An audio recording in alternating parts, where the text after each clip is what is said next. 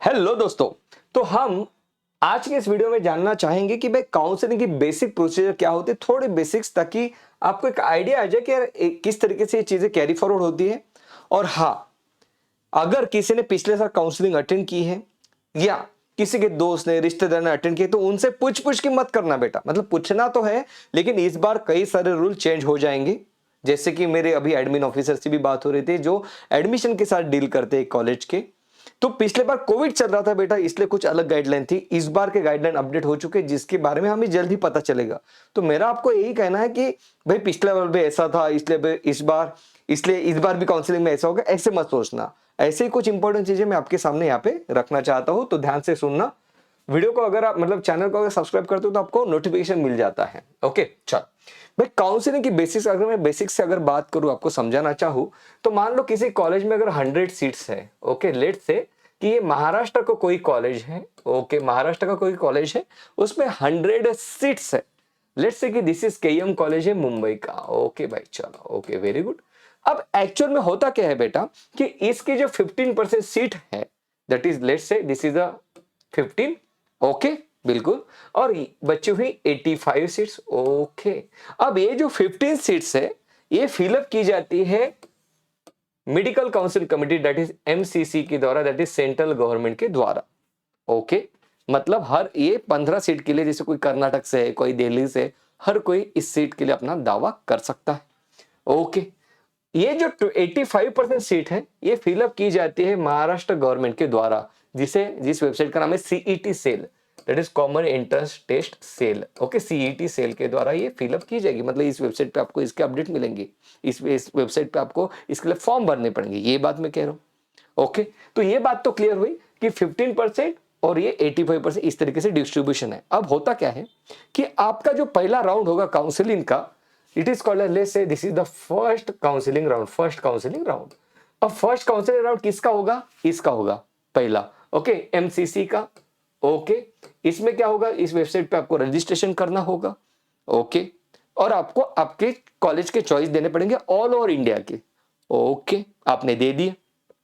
उसके बाद क्या होगा, इसका रिजल्ट डिक्लेयर होगा कि आपको कौन सा कॉलेज मिला है। लेट्स से आपने बहुत से कॉलेज दिए, केईएम भी दिया है ना, आपने केईएम दिया आपके लिस्ट में। ओके, आपने जे दिया, आपने बहुत सारे कॉलेज दे दिया ऑल ओवर इंडिया के। इस बार क्या हुआ, आपको ये 3rd नंबर का कॉलेज मिला। आपके मार्क्स थोड़े कम थे, इसलिए आपको ये फर्स्ट चॉइस तो आपकी मिली नहीं, सबको तो नहीं मिलेगी भाई फर्स्ट चॉइस, तो तीसरे चौथे नंबर का मिल गया। ऐसे इस टाइप से होगा और लिस्ट बताई जाएगी कि आपको ये कॉलेज अलॉट हो चुका है। अब देखो क्या होता है। ओके, तो ये लिस्ट अलॉट होगी, ये पब्लिश होगी, आपको उस कॉलेज में जाना पड़ेगा, आपको उसमें एडमिशन लेना पड़ेगा। सही है, आपने जो चॉइस डाली आपको मिल गई। अगर आपने नहीं डाली तो आप सेकंड राउंड के लिए आप ऑटोमेटिक आप एलिजिबल हो जाते हो, पहले राउंड में आपको नहीं मिला कॉलेज तो ये रहा पहला राउंड। तो ये हुआ सेंट्रल गवर्नमेंट एमसीसी का पहला राउंड। ये राउंड होने के बाद, यहां पे एडमिशन प्रोसीजर कंप्लीट होने के बाद फिर आता है स्टेट गवर्नमेंट का फर्स्ट राउंड। ये आता है, अब आएगा इसका फर्स्ट राउंड, ये आएगा इसका फर्स्ट राउंड। ओके, अब यहां पे फिलअप होना सीट होगा 85 सीट्स, यहां पे अब फिलअप होना शुरू होंगे। ओके, क्लियर है। ओके, इस तरीके से अब होगा। इसके बाद यहां पे भी लिस्ट डिक्लेयर की जाएगी कि भाई आपको ये कॉलेज मिला है, अब वहां पे जाना है, अपने एडमिशन लेना है, अगर मिला है तो। ओके, मान लो उस फर्स्ट राउंड में आपको नहीं मिला, तो फिर अब आएगा सेकंड राउंड। सेकंड राउंड किसका आएगा? सेकंड राउंड आएगा एमसीसी का। ओके, ओके, और यहां पे अब आपको बताया जाएगा कि आपको भाई फर्स्ट राउंड में जिन्होंने डाला था, मान लो किसी ने एडमिशन नहीं लिया तो ऑटोमेटिकली एक जगह तो खाली हो गई, तो आपका एडमिशन मिल जाएगी। इस तरीके से सेकंड राउंड, अब मतलब सेकंड राउंड में आपको कोई कॉलेज मिल जाएगा, या फर्स्ट राउंड में आपको ये कॉलेज मिला था बीजे, अब केईएम में किसने अप्लाई किया था लेकिन उसने एडमिशन नहीं लिया, तो आप ऑटोमेटिकली यहाँ पे अपग्रेड हो जाओगे। Automatic word subjected to terms and condition, आप अपग्रेड हो जाओगे। इस तरीके से ये होगा। फिर इसके लिए डिक्लेयर होगी, फिर स्टेट मेडिकल काउंसिल, यहां पे एडमिशन होगा। ये दोनों एक दूसरे के साथ क्लैश नहीं करेंगे, डोंट वरी। ओके, सो इस तरीके से ये एडमिशन प्रोसेस कैरी फॉरवर्ड होगा। इसके बारे में मैं मतलब टाइम टू टाइम आपको अपडेट भी करता रहूंगा। ओके, तो ये रही इस तरीके से काउंसिलिंग प्रोसेस कंप्लीट होती है।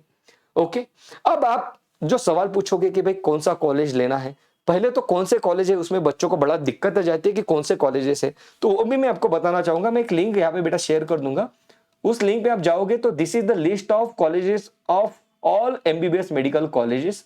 यहाँ पे अगर आप जाते हो तो यहाँ पे देखना बेटा, इस पर्टिकुलर कॉलम में एमसीए का स्टेटस बताया है, आपको एमसीए का स्टेटस बताया, यहाँ पे आप देख सकते हो। ये बहुत इंपॉर्टेंट है बेटा। इसमें क्या होता है, इसमें आपको पता चल जाता है कि state, like for example Andhra Pradesh state में कितने मेडिकल कॉलेजेस हैं, कितने गवर्नमेंट है, कितने प्राइवेट है, कितने डीम यूनिवर्सिटी थी, आपको पता चल जाएगा। बहुत इंपॉर्टेंट ये लिंक है बेटा, बहुत ही ज्यादा इंपॉर्टेंट।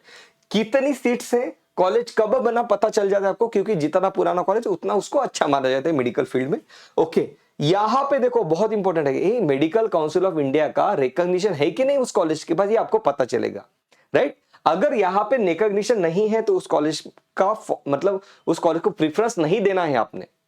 जिस कॉलेज में, बहुत ध्यान से सुनना, अगर कोई पेरेंट्स सुन रहे तो वो भी ध्यान से सुने, कि जिस कॉलेज में आपको एडमिशन नहीं लेने हैं उसका प्रेफरेंस मत डालना बेटा। ओके, क्योंकि उस कॉलेज में अगर वो कॉलेज अलॉट हो गया तो उस कॉलेज में आपको जाना पड़ेगा, एडमिशन भरना पड़ेगा, बॉन्ड भी साइन करना पड़ेगा बेटा, नहीं तो फर्दर राउंड के लिए आप इलिजिबल नहीं रहोगे। पिछले साल गवर्नमेंट ने रिलैक्सेशन दिया था कोविड की वजह से, इस बार वो नहीं रहेगा। मैं आपको अपडेट भी करूंगा जब वो नोटिफिकेशन आएगा तब, राइट। तो ध्यान से देखना, मेरा आपको यही बोलना है कि अगर कोई कॉलेज आपको पता लग रहा है कि भाई ये कॉलेज तो मुझे चाहिए ही नहीं, तो भाई उसका प्रेफरेंस मत डालो, ये मैं बोलना चाहता हूं। तो यहाँ पे आप लोग को कंप्लीट लिस्ट मिल जाएगी, बहुत इंपॉर्टेंट साइट है ये। ओके, तो यहाँ पे आपको कंप्लीट लिस्ट मिल जाएगी, कौन सा कॉलेज क्या है, वेबसाइट भी मिल जाएगी। ओके फाइन, तो ये तो बात हो गई। अब देखो इस तरीके से आप फिलअप कर दोगे आपका चॉइस अकॉर्डिंगली।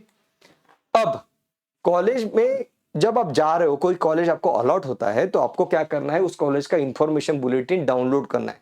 उस कॉलेज के वेबसाइट पे आप जाओगे, इंफॉर्मेशन बुलेटिन दिया रहेगा कि जब आप उस कॉलेज में आ रहे हो तो कौन से डॉक्यूमेंट आपको लेके आना है। इस बुलेटिन को बहुत अच्छे से पूरा पढ़ना है, form top to bottom complete, एक भी वर्ड उसमें का छूटना नहीं चाहिए, ये बहुत इंपॉर्टेंट है। अब मेरी बात ध्यान से सुनो, जब आप कॉलेज में एडमिशन लेते हो, आपको कॉलेज अलर्ट अगर हो गया तो उसमें जाना पड़ेगा आपको, और आपको वहां पे जाने का आपको बॉन्ड भी साइन करने पड़ेंगे। एक बॉन्ड जो रहता है यहाँ पे, ये रहता है कि भाई आप यहाँ पे एडमिशन लेने का आप छोड़ नहीं सकोगे अनलेस एंड अनटिल आप अपग्रेड होते हैं। ओके, तो एडमिशन अगर आप ले रहे हो तो आप छोड़ नहीं सकोगे, साथ ही साथ आपके साथ ये बॉन्ड फिलअप करके लिया जाता है। ओके, अगर आप एडमिशन छोड़ते हो तो आपको कम से कम 5 से 10 लाख रुपए तक का पेनाल्टी फाइन देना पड़ता है, 10 लाख। इसलिए जो बच्चे मुझे पूछ रहे थे कि सर क्या मैं इस बार प्राइवेट कॉलेज में एडमिशन ले लूं एमबीबीएस में, मैं अगले साल गवर्नमेंट में ले लेता हूं। कुछ बच्चे मुझे पूछ रहे थे कि सर इस बार मैं बीडीएस में एडमिशन ले लेता हूं, अगले साल मैं एमबीबीएस में एडमिशन ले लूंगा।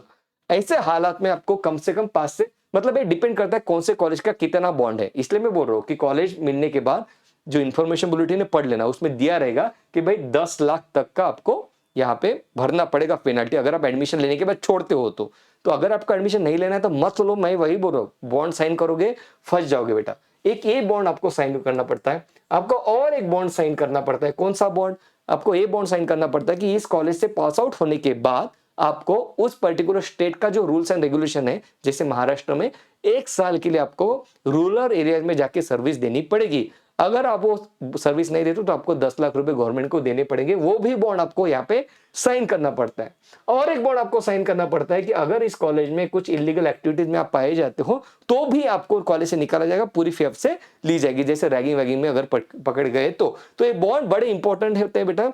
तो मैं वही बोल रहा हूँ कि बच्चे जो ध्यान से देख रहे हैं तो देखना बेटा, क्योंकि इसमें आपका मतलब पेरेंट्स की फाइनेंसेस तो भाई पेरेंट्स की इन्वॉल्व है यहाँ पे। तो अगर आप पूरे श्योर है कि हाँ ये कॉलेज में मुझे एडमिशन लेना, मुझे पढ़ना है, तभी ये बॉन्ड आप आगे साइन करना, मतलब वहां पे आपने एडमिशन लेना है तभी। ओके, कास्ट सर्टिफिकेट के बारे में मेरे मतलब जिनसे मेरी बात हो रही थी, जो एडमिन ऑफिसर है वो बता रहे थे कि कास्ट सर्टिफिकेट में एक कास्ट सर्टिफिकेट होता है, एक होता है कास्ट वैलिडिटी। इन दोनों के ऊपर एक नंबर रहता है, वो नंबर दोनों का मैच होना चाहिए। पहली बात तो ये हो गया, ये बहुत इंपॉर्टेंट बात है। वो बता रहे थे कि कुछ ऐसे स्टूडेंट है जिनका मैच नहीं होता, उनको एडमिशन नहीं मिल पाती। उन्होंने एक और चीज मुझे बताई कि भाई ये जो कास्ट वैलिडिटी सर्टिफिकेट है, इसका ऑनलाइन वेरिफिकेशन वो लोग करते हैं जब आप कॉलेज में जाते हो तो उन्होंने मुझे बताया कि आप स्टूडेंट्स को बताइए ऐसे कि ये जो कास्ट वैलिडिटी सर्टिफिकेट है, इसका आप खुद ही ऑनलाइन वेबसाइट पे वेरिफिकेशन आप करके आइए। मतलब कास्ट वैलिडिटी के ऊपर जो नंबर रहता है वो उस सर्टिफिकेट पे एक वेबसाइट दी रहेगी, उस सर्टिफिकेट जो वेबसाइट है उसके ऊपर वो नंबर डाल के देखना है कि ऑनलाइन वो वेरीफाई हो रहा है कि नहीं हो रहा है। ये इंपॉर्टेंट चीज, 2 चीज है जो आपने करनी है। ओके, इसके बारे में मैं आपको जैसे आगे जैसे जैसे बात नोटिफिकेशन आएगा तो मैं बताऊंगा आपको कि जो कॉलेज आपको मिलता है, मान लो आपने 10 कॉलेज दिए थे 1 2 3 4 5 प्रेफरेंस वाइज, और आपको क्या मिला यार, आपको 5th नंबर का जो प्रेफरेंस था वो कॉलेज आपको मिल गया। लेकिन अभी आपका माइंड चेंज हो चुका है, आप ये चाह रहे हो कि 5th नंबर का कॉलेज में आप सेटिस्फाइड हो, अब आपको फिर से अपग्रेड नहीं करना है। तो ऐसे हालात में कॉलेज में आपको रिटेंशन फॉर्म भर के देना पड़ता है, रिटेंशन फॉर्म भर के देना पड़ता है। ओके, ये बहुत इंपॉर्टेंट बात है। तो ये बेटा बहुत इंपॉर्टेंट है, आप एक प्लीज नोटबुक करके उसमें लिख लिया करो कि रिटेंशन फॉर्म क्या है, कैसे है, अकॉर्डिंगली आप प्रोसीड कर सकते हो। और एक इंपॉर्टेंट चीज थी बेटा, हाँ, रिगार्डिंग द सर्टिफिकेट्स, सर्टिफिकेट जो जो चाहिए सब कुछ अभी से रेडी रखिए आप, क्योंकि टाइम पे फिर आप भागना दौड़ना शुरू कर दोगे। ओके, हायर अथॉरिटीज द्वारा डायरेक्ट इंस्ट्रक्शन है कि अगर किसी के पास कोई भी डॉक्यूमेंट नहीं होता है तो उसको भाई आपने एडमिशन नहीं देनी है। ओके, इसलिए मैं आपको बोलना चाहूंगा कि जब काउंसलिंग होता है, जब फर्स्ट राउंड सेकंड राउंड जब भी अब डिक्लेयर होगा, तो आपको एक पर्टिकुलर टाइम पीरियड दिया जाएगा कि भाई अगले 7 दिनों के अंदर कॉलेज में आके आप एडमिशन लीजिए। तो आपको 7वें दिन नहीं जाना है एडमिशन लेने के लिए, आपको पहले दिन या सेकंड डे पे जाना है, ताकि आपके पास कोई डॉक्यूमेंट नहीं है, कुछ डॉक्यूमेंट में कोई प्रॉब्लम है तो उसके वजह से आपके एडमिशन में प्रॉब्लम ना है। आखिर के दिन चले गया, आपके पास कोई डॉक्यूमेंट डिफिशियंसी है तो आप कुछ नहीं कर पाओगे बेटा। ओके, तो ये बहुत इंपॉर्टेंट चीज है।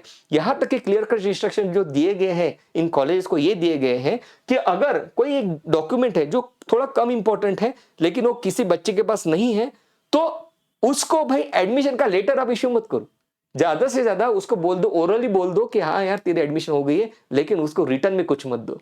सिंपली बात यह है कि अगर आपके पास मतलब डॉक्यूमेंट होना बहुत ही ज्यादा जरूरी है, मैं बोलना चाहता हूं। ओके बेटा, तो आई होप कि आपको बहुत आइडिया क्लियर हुई होगी। तो वीडियो को लाइक, चैनल को जरूर सब्सक्राइब करें।